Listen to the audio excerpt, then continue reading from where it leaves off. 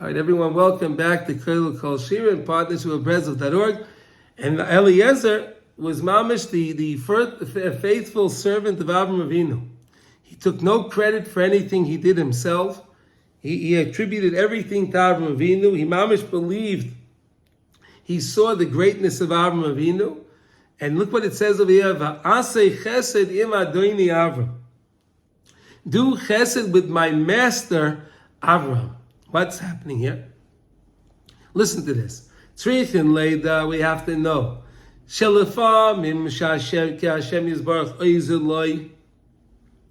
There are many times that HaKadosh Baruch Hu assists a person. He gives him a little bit of help. He gives him a new perspective. It's nice, it's a spark of Kedusha, a spark of holiness, a new perspective of understanding Yiddishkeit. Viroya eze is karvas. And the person sees he has some new connection to the Rabbeinu Shalom. Afal pi shebehemes, who is karvas amiti. Even though this is true his karvas, me'ita yizbarach.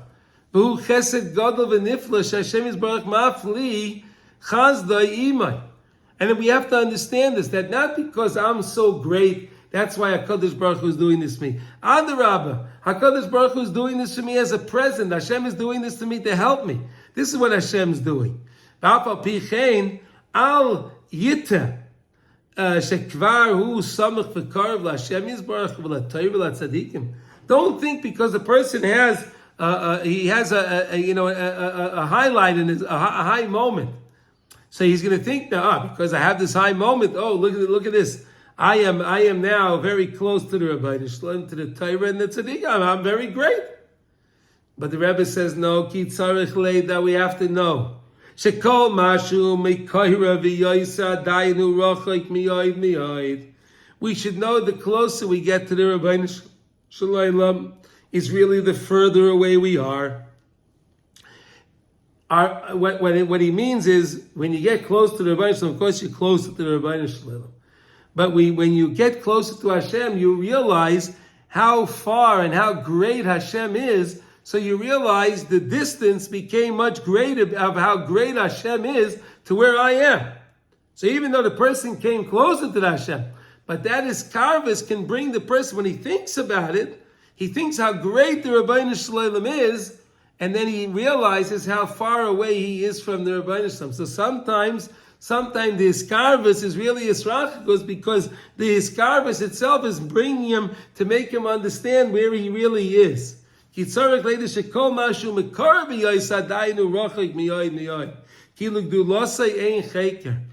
could anyone ever investigate and understand the greatness of the Rabbeinu Shalom?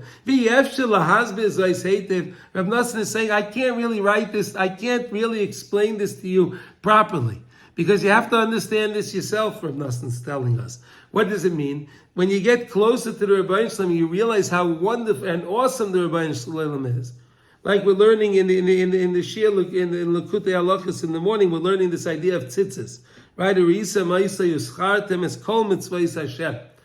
You see the tzitzis, and you could remind yourself of all the mitzvahs of Hashem. Unbelievable idea. You could remind yourself of the Rabbeinu Shalom from all from just the tzitzis. Just the tzitzis, right? Fascinating idea from that alone. Right? Why? We said because the tzitzis there are 4 corners. Each corner has 8 strings. 8 strings, 8 times 4 is 32. 32 is the 2 letters of Lamed Beis. So in the Torah ends, La'ene Kol Yisrael. The last word of the Torah is Yisrael. And what's the last letter of the Torah? The Lamed. Lamed is the last letter of the Torah. And what's the first letter of the Torah? Bereshis. And there you have it, Lamed Beis. Rav Nossan teaches us that when you hold the tzitzis, and how does the Torah say that you should remember all of the mitzvahs when you see the tzitzis?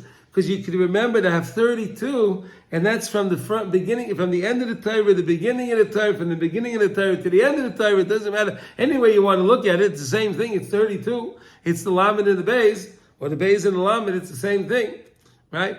And that's what we have to always understand. So the closer we get to the Ribbono Shel Olam, is the further away we get. Because we're learning that when a person looks at the tzitzis, the psil techeles, what does Chazal say? You see the psil techeles, the string, the blue string, and what are you supposed to do? Remember the sea, right? The sea, right? The sea is also blue, right? Where it's not polluted, right? Where you go to a clean place, the sea is blue, right? It may not be that way in New York, okay, guys? But either way. And when you see the sea, you think about it. And you think about the whole world that's living in the sea. What is going on down there? There's a whole world, mountains and caves and plant life and all kinds of fish and organisms. Unbelievable. And the Ribbono Shel Olam is running all of that. He knows exactly what's going on with every fish and every little bug and every microcosm, whatever, they all those things that are in the sea, everything. And then, what the Chazal tell us, what are you supposed to do? Remember, you see the sky, because the sky is also blue. Why? So why you remember the sky? So you realize how great the Ribbono Shel Olam is, how HaKadosh Baruch Hu made all of the galaxies, how HaKadosh Baruch Hu made all of the constellations and all of the things up there, all the worlds, everything. And HaKadosh Baruch Hu is involved in everything, in every one of the worlds, everything. So when you remember that, and you think of that, and you think, wow, so who am I? What do I know? What can I even ever remember? What can I remember? How HaKadosh Baruch Hu has track of every single thing. It's all Hashgacha Pratis, exactly how Hashem wants it to be. So that makes a person feel a little bit smaller. That makes a person feel a little bit smaller. When he gets closer to Hashem, he realizes how much further he is. But that doesn't mean we're not supposed to strive to get closer to Hashem. Because then when you feel further away, it makes you draw closer. You want to get closer, which brings you further away, which means I want to come back again. And so on and so forth. Does that make sense, Rabbi Yehuda? Yeah. Okay. Do you have any comments on that? Do you want to say anything? Makes sense, yeah. Okay. But we have to understand Yeshua v'achesed shall call his karvus v'his that the Yeshua that HaKadosh Baruch Hu gives us, the chesed he gives us every time we have that close and feeling to HaKadosh Baruch Hu, each and every time. Kolshu, any a little bit of closeness that I feel. Hu chesed nifla. This is an awesome chesed that Hashem does for every single yid at that time. Ki hu is karvus amiti v'Yeshua lenetzach, because that is karvus, is the truest karvus. Because it's coming from Hashem. And Shehu Chesed Nifla, it's a Yeshua Lenetzach. This is the Yeshua that's going to be for eternity. But we're really very far away from the Ribbono Shel Olam, the tachlis of the Yeshua.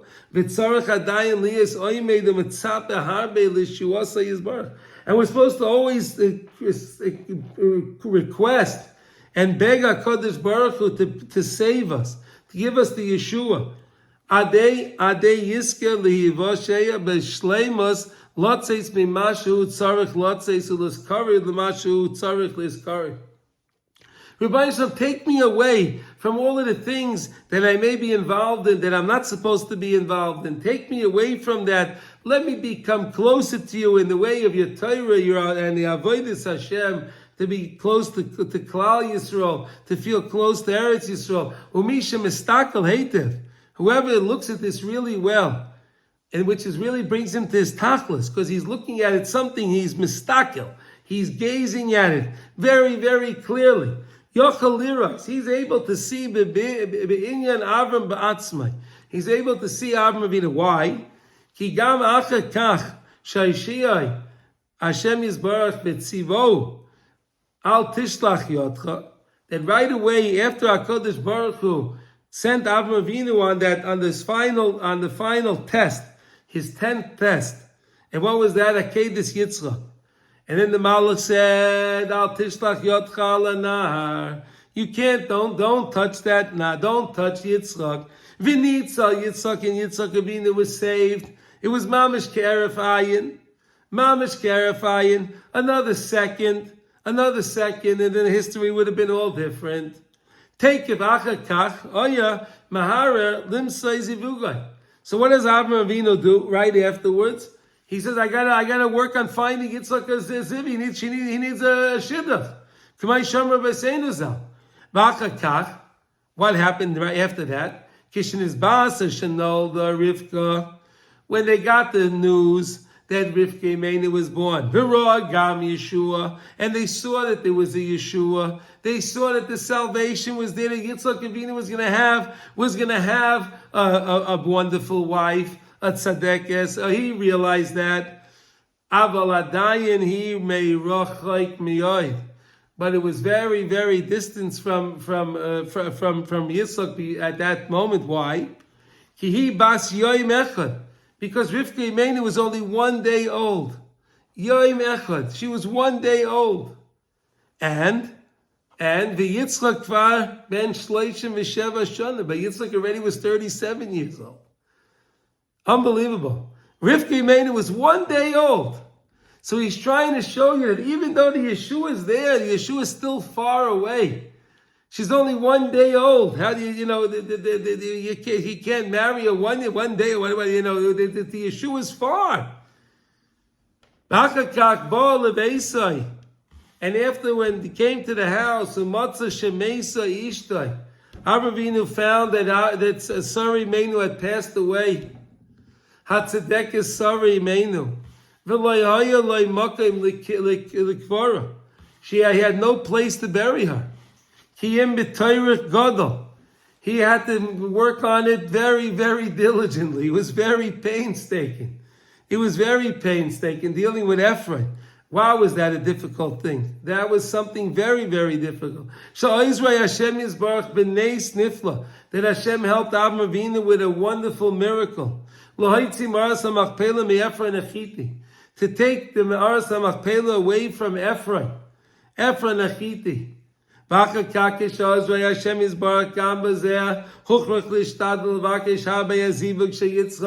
And now we had to figure, how am I going to get the Rivka to Yitzchak? He had to work on that a lot. How is she going to come to the house?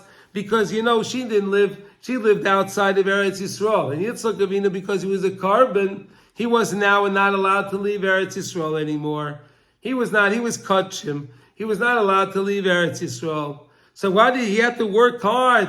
That she'll come to his house. As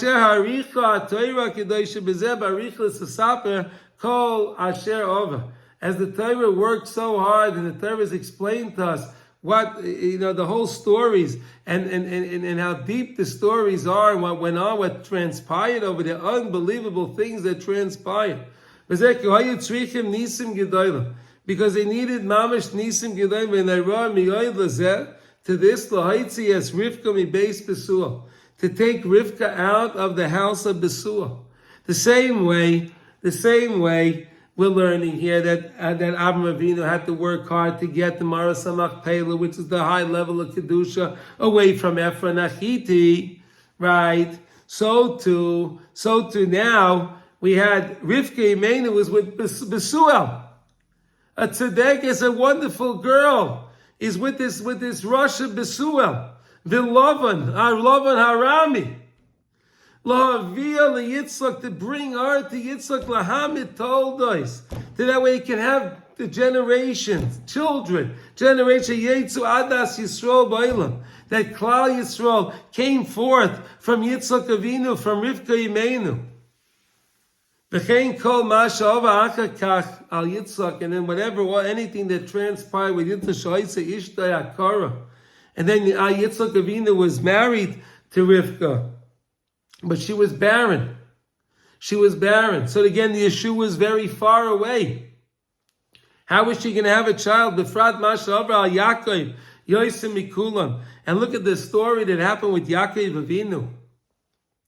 Yaakov Avinu, the son of Yitzchak and Rivka, what would happen to him? How he had his whole life when it came to his father Yitzchak, and now he had to run away for all those years because of Esav.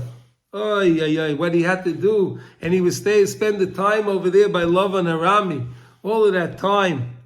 And then look what happened to Yaakov Avinu on his way back. On his way back there, so what happened? Rachel Imeinu passed away, and she's in Beis Lechem. Unbelievable ideas, unbelievable. Look at the troubles that the Tzadikim went through. They always came closer to the Rebbe Shem. Chol Pam Ozram Hashem Yisbarach Habe, but each time HaKadosh Baruch Hu saved them, mamish, so much so. So there's a beautiful story. There's a beautiful story I'd like to say over now. And the story goes that there was a couple that was living in Eretz Yisrael, and this couple, they were married for years, and they didn't have any children. So they went to a tzaddik, and they asked the tzaddik for advice. What should they do? So the tzaddik said that in Russia there are so many Yidden that need help discovering who they really are. There's so many Yidden that need help. So if you leave Eretz Yisrael and you go to Russia and you work with your brothers and sisters out there and you help them and you help to be Mekarev them to HaKadosh Baruch Hu, with that, Mitzvah Hashem, you'll have the schus to be able to have children. So they talked it over and they went to Russia, and they went to a very far out, remote place where they heard that there's a lot of Yidden over there, but it was mamish not in the city. It was in some little shtetl somewhere. And they set up shop over there, and they opened up a little shul, and they had a lot of hatzlacha. A lot of the Yidden there was so excited to learn about Yiddishkeit, and they flocked to their little shul, and they did very, very, very well with them. And the story goes that they were there, and a couple of years they were there, and she became the lady became pregnant, and Baruch Hashem, she had a baby girl. They had a baby girl. Baruch Hashem. But the Yeshua was a little bit difficult over here. What happened? This baby girl was born, and she had child diabetes. Right? What do they call that? Something like that. Right? The children sometimes, Hashem, you should protect all the what? Yeah, it's there's a type 1, there's a type 2, I don't know. Yeah. But there's something that unfortunately can attack the children. And this baby little girl was born with a serious case of this child diabetes, with a serious case. And they went to the doctors in Russia to figure out what to do, and they weren't able. They didn't really know what to do over there. So they came to Eretz Yisrael, and they went to the doctors in Eretz Yisrael, and the doctors in Eretz Yisrael prescribed for her a certain dose of insulin, and they started giving the little girl the insulin, and she was doing very, very well. She was mamish doing very, very well. It was going very, very well. And the story goes that it was once in the summertime. It was very, very hot in Russia, this area that they were. And like in America, they have the forest fire. What? My brother is calling me from Eretz Yisrael. Amazing. Okay. Okay. Yeah, I'm going to share a Chaim Freud. Okay. No. So just finish the story. You want to say? Or no? He sees you now. Yeah. Maybe you can call back in 10 minutes. Baruch Hashem. I'm going to be leaving here. I just want to yes. I'm sorry, Chaim. Okay. My mother is there. Okay. Very good. Okay. I'll finish the story. Okay. So Chayie, listen. I just want you to know. Shkoya. Okay. So they got this terrible. So they got this. I'm sorry for the interruption. They got this terrible. There was a terrible forest fire. And during because of the terrible forest fire that was going on, it was coming around the little city that they were in. So the Russians didn't know what to do. They couldn't control the fire.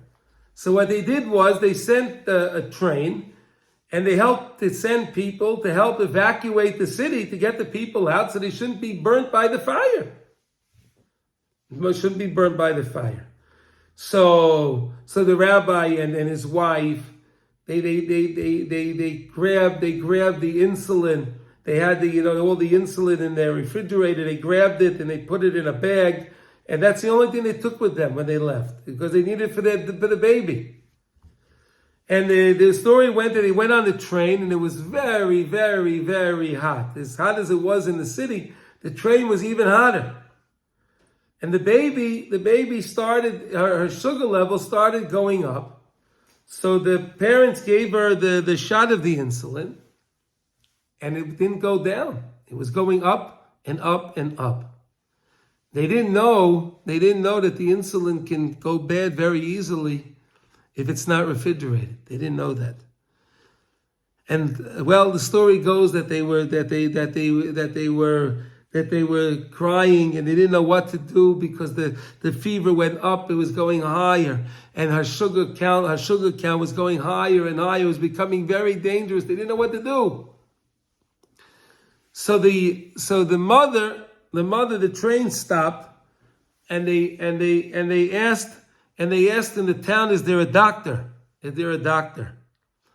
So they said yes. So the doctor came. And they told the doctor, the baby has a terrible case of diabetes, and she needs insulin, and the insulin went bad, and it's not working. Please, you give me insulin. The doctor didn't know what insulin was. Wow, Hashem Yishmar from all these things, unbelievable. So the mother was going out of her kelim, right? She sees a little baby. The mother's going out of her kelim. So the mother says to the father, "Listen, give me the telephone. Let me call my friend in Eretz Yisrael. Let me call my friend. And I want my friend to go to Kever Rachel." I remember this story because we just learned the beautiful piece. We finished off with Rachel Imeinu. I wanna be with Rachel Imeinu. So he calls her up. And she says that okay, she'll go tomorrow. She starts screaming, "No, please, you have to go now. I don't know if my baby's going to live till tomorrow. Please go now. Please go now." Oh, please go now. She heard the way she was crying. She said, fine, and she stopped what she was doing. She ran to Kever Rachel. Oh, wow. She got to Kever Rachel. And she put the phone by Kever Rachel. She put the phone by Mama Rachel. And she started to scream, Mama Rachel, please, help. I need help with my baby. She started crying. She started davening. They hung up, and about 10 minutes later, the rabbi, he had a big atzlach with the community out there. And the rabbi got a call from a guy named Gregory, called him up. And he asked him how he was doing. So the rabbi said to him, "No, it's terrible." He said, "I don't know what to do. Our daughter has, the case of diabetes, and the insulin's not working." And so he asked him, "Where are you? Where are you?" He tells him about where they are. He says, "Okay, fine." He hangs up. The next thing they know, about 40 minutes later, this guy Gregory came. He had a backpack. And in his backpack, he had ice packs. And in the ice packs, he had insulin. He had insulin. And he gave them the insulin. And they gave the dose to the child. And they saw the sugar levels were going down. And the fever was going down. And they thanked the Rabbeinu Shalom. Look, it's all the kayach of the tzadikim and tzidkaniyos. That's all it's about. We need to always be mekar. We have to be close to the Rabbeinu Shalom. How do we get close to the Rabbeinu Shalom? Through the tzadikim, through the tzidkaniyos. And that's what the story is showing us. And that's what the Torah is trying to teach us. And that's what the Parsha is trying to teach us. Shnei Chayie Sarah, Kulam Shavim L'Toiv, Avraham Zokein Ba Bayomim. Avraham also his years were Kulam Shavim L'Toiv. And how do we do that? By constantly increasing more Kedusha, Ala Kedusha, by constantly recognizing that our Avodas Hashem is always new. Rabbim Kachadoshim, Rabbim Munasech, like we learned the beautiful teaching from Eicha, right?